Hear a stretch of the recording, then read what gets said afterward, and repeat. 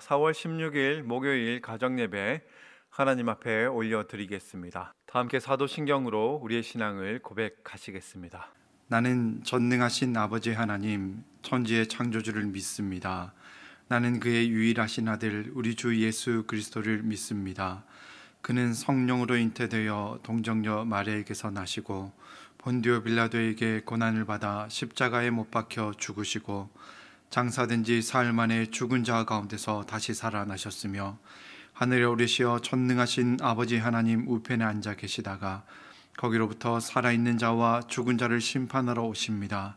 나는 성령을 믿으며 거룩한 공교회와 성도의 교제와 죄를 용서받는 것과 몸의 부활과 영생을 믿습니다. 아멘. 오늘 우리가 고백할 찬양은 주님 말씀하시면입니다.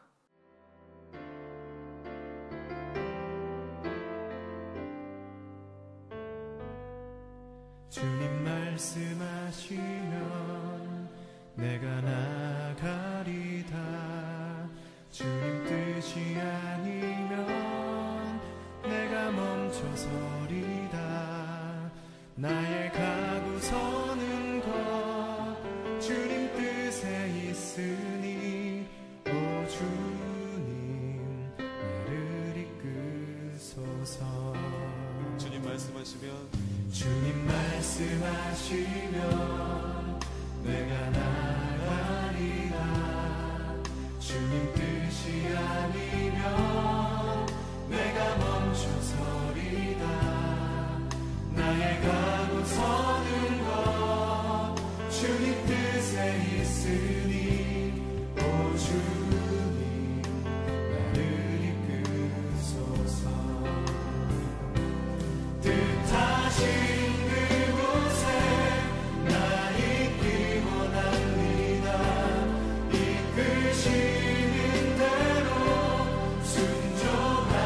살리니 연약한 내 영혼 통하여 일하소서. 주님 나라와 그 뜻을 위하여 뜻하신 그곳에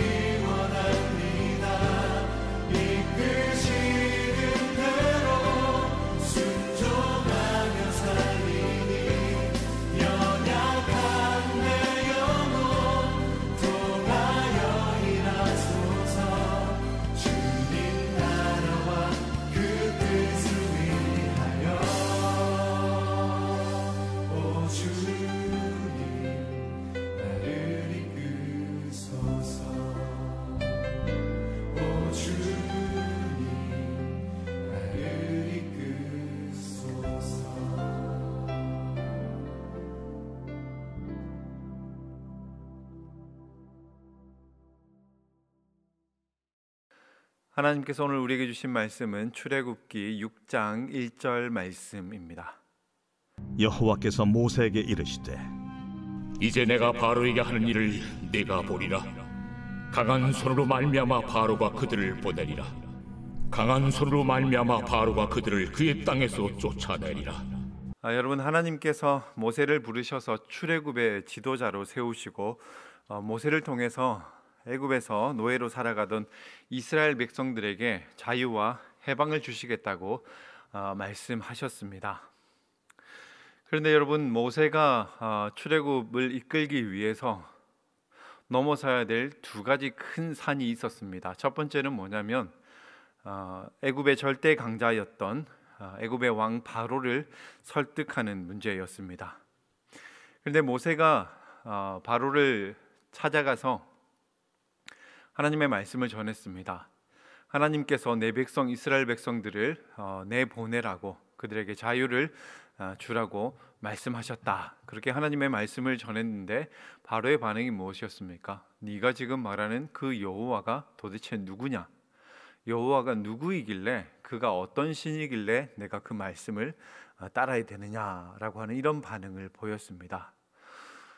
모세는 내심 그런 기대를 하지 않았겠습니까? 내가 가서 바로에게 하나님의 말씀을 전하면 바로 왕이 하나님의 말씀 명령을 듣고 두려워하면서 내가 어떻게 해야 됩니까? 라고 이렇게 반응을 보일 것을 기대했을 텐데 바로는 전혀 요동하지도 않고 흔들리지도 않고 굳게 그 자리에 있었습니다.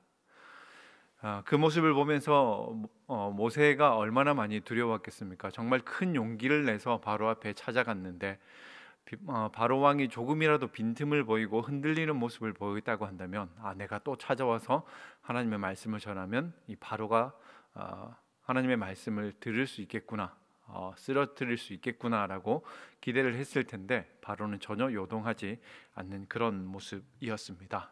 모세가 대면했던 바로는 자신이 상상했던 것 그 이상으로 강한 절대 강자였습니다. 그리고 모세가 넘어야 될 또 다른 하나의 산은 무엇이냐면 자신의 동족이었던 히브리 노예들을 설득하는 일이었습니다. 모세가 바로를 찾아가서 하나님의 말씀을 전했더니 바로가 이런 반응을 보입니다. 너희가 지금 한가해서 이런 엉뚱한 생각을, 이런 계획을 하는구나라고 생각하면서 이스라엘 백성들에게 이전보다 더 혹독하고 가혹한 그런 강제 노역을 시키게 됩니다. 그렇게 되자 이 히브리 노예들이 보이는 반응은 무엇입니까? 모세가 공연히 나서서, 모세가 쓸데없이 나서서 자신들을 더 어렵게 한다라고 모세에게 원망을 하는 그런 모습이었습니다. 여기서 우리가 느낄 수 있는 것은 무엇입니까? 출애굽의 그 히브리 노예들은 프랑스 대혁명에 참가했던 그 의식과 또 깨어있는 민중들은 아니었다라고 하는 겁니다. 이스라엘 백성들, 히브리 노예들은 바로의 채찍과 고역이 싫었지만, 그렇지만 그냥 하루하루 먹고 살 수 있는 것, 그것만으로 만족하며 살아가야 되겠다라고 하는 그런 사람들, 자신의 자유와 또 자신의 삶을 온전히 그냥 바로 왕에게 맡겨버리고 노예의 정신에 또 노예의 의지에 찌들어서 살아가는 그런 사람들이었습니다. 이 두 가지가 모세가 넘어야 될 큰 산이었습니다. 한편으로는 절대 강자인 바로와 싸워서 이겨야 했고, 다른 한편으로는 히브리 노예들을 그냥 우리를 내버려 두라라고 하는 그 사람들을 설득시켜서 출애굽을 이끌어내는 것이었습니다.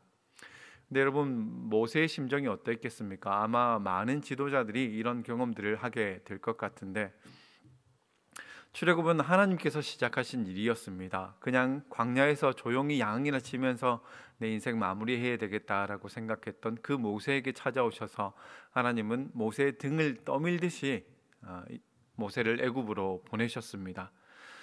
그런데 그렇게 해서 시작한 일이 순조롭게 잘 풀려나갈 것이라 기대했지만 전혀 그렇지 않았습니다. 하나님의 말씀을 전했더니 바로도 여전히 완고했고, 그 하나님의 말씀의 대상인 하나님께서 그들에게 자유와 해방을 주시겠다라고 약속하시는 그 히브리 노예들조차도 이 현실을 받아들이려고 하지 않는 그런 모습이었습니다. 여러분, 우리가 살아가다 보면 이런 순간이 있을 수 있습니다. 분명히 하나님이 나에게 말씀하셨는데, 하나님의 뜻이 나에게 주어졌는데 그 일을 감당함에도 일이 제대로 풀려나가지 않고 점점 더 어려움 속으로, 미궁으로 빠져드는 것 같은 그런 순간이 찾아올 수 있습니다. 여러분, 그때 우리가 해야 될 것은 무엇입니까? 하나님의 약속을 굳게 붙잡는 겁니다. 하나님의 진심과 열심을 우리가 있는 그대로 수용하는 겁니다. 하나님의 그 열심이 우리를 삼키도록 하나님을 더 굳게 붙잡는 일이 우리에게 필요합니다. 그때에 우리는 백성들의 미온적인 태도도 극복할 수 있고 또 완고한 바로와 싸워서 이길 수도 있을 겁니다.